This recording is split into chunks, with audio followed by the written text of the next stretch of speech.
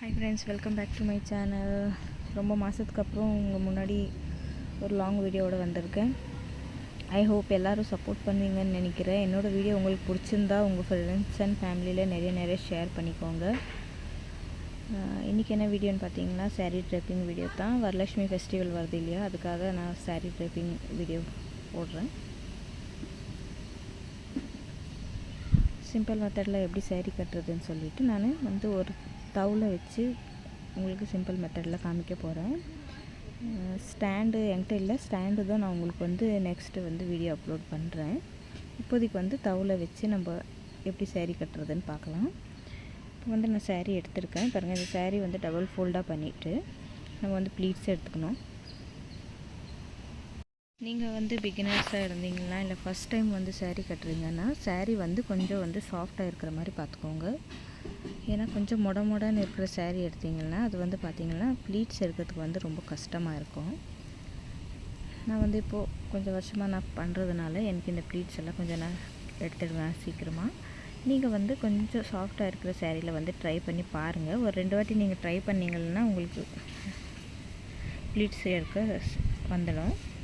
இந்த சாரீ கொஞ்சம் ரஃப்பாக இருக்குது, இருந்தாலும் நான் பாருங்கள் ஒரே வாட்டியில் எல்லாம் ஃபோல்ட் பண்ணிவிட்டு காமிக்கிறேன் உங்களுக்கு. நீங்கள் ஒரு 10 ப்ளீட்ஸ் எடுத்துகிட்டு கிளிப் வச்சு செக்யூர் பண்ணிக்கலாம்.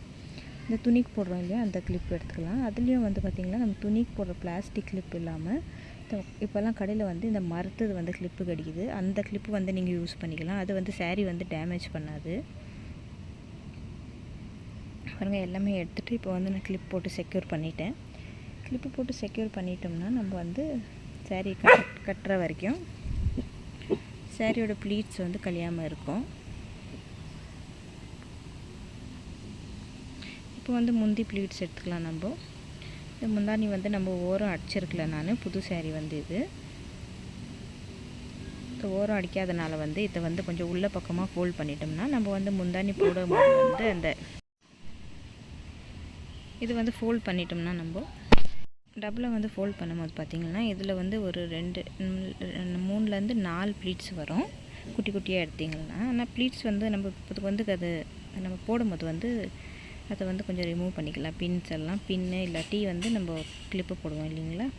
இதில் குண்டு பின்னு, அந்த குண்டு ஊசின்னு சொல்லுவாங்கள்ல, அது கூட யூஸ் பண்ணலாம். நம்ம பாருங்கள் இதெல்லாம் ப்ளீட்ஸ் எடுத்துகிட்டு நம்ம ஒரு ஓரமாக வச்சுட்டு நம்ம தவுலெல்லாம் வச்சு ரெடி பண்ண வரைக்கும் இது கழியாமல் இருக்கும். அதுக்காக பின்னு இல்லை கிளிப்பு போட்டு நம்ம செக்யூர் பண்ணி வச்சுக்கலாம். இப்போ நான் ஸ்டாண்டு வாங்கலை, ஏன்னா இப்போ மார்க்கெட்டில் ஸ்டாண்ட் இன்னும் வரலன்னு சொல்லிட்டு இருக்காங்க. ஸ்டாண்ட் வந்திருந்தோம், ஸ்டாண்ட் வந்த பேர் நான் உங்களுக்கு ஸ்டாண்டில் எப்படி சாரீ கட்டுறதுன்னு சொல்லிட்டு சொல்கிறேன். இது ஹைட் கம்மியாக இருந்ததுனால நான் இங்கே என்ன பண்ணேன்னா ஒரு பாத்திரம், ஸ்டீல் பாத்திரம் வச்சுருக்கேன். அதில் உங்களுக்கு காமிச்சிட்டு இருக்கேன் பாருங்கள். இந்த ஸ்டீல் பாத்திரம் வச்சுட்டு நம்ம இந்த மாதிரி ப்ளீட்ஸ் எடுத்துருக்கிறதெல்லாம் பிடிச்சிக்கின்னு இது உள்ளே நம்ம கொஞ்சம் இது உள்ளே இன் பண்ணிவிட்டு இந்த ப்ளீட்ஸ் எல்லாம் நம்ம எடுத்து விட்டுக்கலாம். இந்த ப்ளீட்ஸ் எல்லாம் கொஞ்சம் அழகாக எடுத்து விட்டோம்னா ஒரு ப்ளீட்டாக அழகாக தெரியும். இதெல்லாம் ப்ளீட்ஸ் எடுத்த பிறகு இது மேலே நான் தவுல வைக்க போகிறேன்.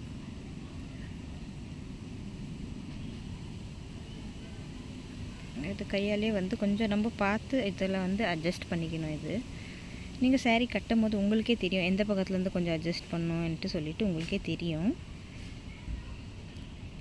பார்த்திங்கன்னா இப்போ இது ஃபுல் ப்ளீட்ஸ் எல்லாம் நம்ம சரி பண்ணி விட்டுட்டு கையில் இந்த மாதிரி நம்ம பண்ணி விட்டோம்னா இந்த ப்ளீட்ஸ் எல்லாம் கொஞ்சம் கரெக்டாக உக்காரும்.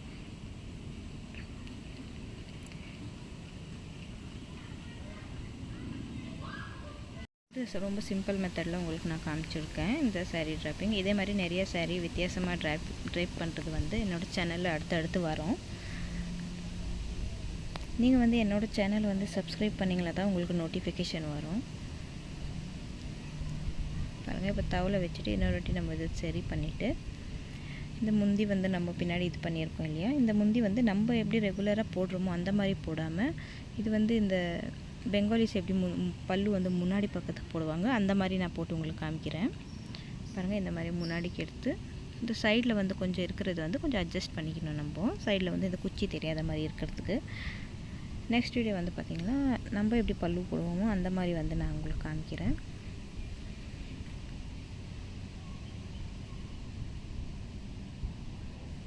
இந்த பின்னு நம்ம போட்டிருக்கிறதெல்லாம் கழட்டிட்டு வந்து இப்போ வந்து இந்த ப்ளீட்ஸ் வந்து நம்ம அரேஞ்ச் பண்ணிக்கணும். அரேஞ்ச் பண்ணிவிட்டு உங்களுக்கு வந்து உங்களால் வந்து டைட்டாக இது இந்த ஷேப் வரணும் அழகான்னு சொன்னீங்கன்னா இதுக்கு வந்து ஒரு கயிறு வச்சு வந்து நீங்கள் கட்டிட்டீங்கன்னா சென்டராக கயிறு வச்சு கட்டிட்டிங்கன்னா அது அழகாக ஷேப்பாக இருக்கும். நான் வந்து பாருங்கள் ஹிப் பெல்ட் இருக்குது என்கிட்ட. இது வந்து சாமிக்காகவே நான் வாங்கி வச்சுருக்கிறது. சாமிக்குன்னு நம்ம கொஞ்சம் பொருளுங்களை வாங்கி வைக்கோம் இல்லையா, அது வந்து நம்ம அப்படியே கூட டைரெக்டாக வந்து யூஸ் பண்ணலாம். ஆனால் என்ன இருந்தாலும் வருஷம் முழுக்க நம்ம வந்து வைக்க போகிறோம், எப்போவது எடுப்போம். நம்ம அப்போ சுத்தம் இல்லாத நேரத்தில் எடுக்கும் போது வந்து நம்ம வந்து சாமிக்குன்னு பண்டிகை நாள் யூஸ் பண்ணும்போது ஒரு வாட்டி வந்து நல்ல தண்ணியில் வாஷ் பண்ணிவிட்டு அப்புறமா வந்து பார்த்திங்கன்னா கொஞ்சம் மஞ்சள் தண்ணியில் வாஷ் பண்ணிவிட்டு மறுபடியும் நல்ல தண்ணியில் நம்ம வாஷ் பண்ணிவிட்டு காய வச்சிட்டோம்னா அது வந்து நம்ம யூஸ் பண்ணிக்கலாம். சேம் பார்த்திங்களா அதே மாதிரி நம்ம யூஸ் பண்ணுற ஜுவல்ஸ் வந்து நம்ம சாமிக்கு போடும்போது அதை வந்து நம்ம வாஷ் பண்ணிவிட்டு தான் போடணும். சாமிக்குன்னு நம்ம வைக்கிற ஜுவல்ஸ் வந்து வாஷ் பண்ணலனாலும் பரவாயில்ல, ஆனால் நம்ம போட்டுட்டு நம்ம மறுபடியும் சாமிக்கு போடும்போது நம்ம வந்து வாஷ் பண்ணிட்டு தான் போடணும். சில பேர்கிட்டலாம் கோல்டு இருக்கும், கோல்டு இருந்தால் அது ஒன்றும் பிரச்சனை இல்லை. ரொம்ப ஆர்டிஃபிஷியல் போடுறவங்க வந்து இந்த மாதிரி யூஸ் பண்ணிக்கோங்க. இது பாருங்கள் இப்போ எல்லாம் சரி கட்டி ஆயிடுச்சு. இப்போ நம்மக்கிட்ட என்ன ஜுவல்ஸ் இருக்கோ அதை போட்டு நம்ம வந்து டெக்கரேட் பண்ணிக்கலாம். லக்ஷ்மி தாயாருக்கு பார்த்திங்கன்னா எவ்வளோ ஜுவல்ஸ் போட்டாலும் கம்மி தான். ஆனால் வந்து இருக்கிற ஜுவல்ஸ் எல்லாம் அவங்களுக்கு போட்டுட்டு நம்ம வந்து பூஜை நேரத்தில் வந்து எதுவுமே போடாமல் இருக்கக்கூடாதுன்னு சொல்லுவாங்க. நம்ம எவ்வளோ அளவுக்கு அவங்களுக்கு வந்து நம்ம அலங்காரம் பண்ணுறோமோ அதே அளவுக்கு நம்மளும் நம்மளை அழகுபடுத்திட்டு அன்றைக்கி வந்து சாமி கும்பிட்றது வந்து ரொம்ப நல்லதுன்னு சொல்லுவாங்க. இந்த பூ பார்த்திங்கன்னா நான் எங்கள் வேளாங்கண்ணிக்கு எங்கள் ஹஸ்பண்ட் போயிருந்த போது தர வச்சுருந்தேன். ரொம்ப நல்லா இருக்குது. இப்போ ஃபேஸ் எல்லாம் வச்சு இப்போ பாருங்கள் லக்ஷ்மி தாயார் ரொம்ப அழகாக தெரியுறாங்க. இதே மாதிரி என்னோடய வீடியோ உங்களுக்கு பிடிச்சிருந்தா மறக்காமல் லைக் ஷேர் சப்ஸ்கிரைப் பண்ணிக்கோங்க. உங்கள் ஃப்ரெண்ட்ஸ் அண்ட் ஃபேமிலியில் நிறைய ஷேர் பண்ணுங்கள்.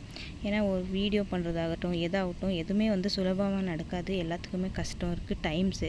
நம்ம டைம் வந்து ஸ்பெண்ட் பண்ணணும். அதுக்காக உங்களுக்கு என்னோடய வீடியோ பிடிச்சிருந்தா மறக்காமல் லைக் பண்ணிக்கோங்க, சப்ஸ்கிரைப் பண்ணிக்கோங்க, பெல் ஐக்கனையும் ப்ரெஸ் பண்ணிக்கோங்க. அப்போ தான் நான் போடுற வீடியோ உங்களுக்கு நோட்டிஃபிகேஷனாக வரும். அதே மாதிரி இன்ட்ரெஸ்டிங்கான வீடியோக்காக என்னோட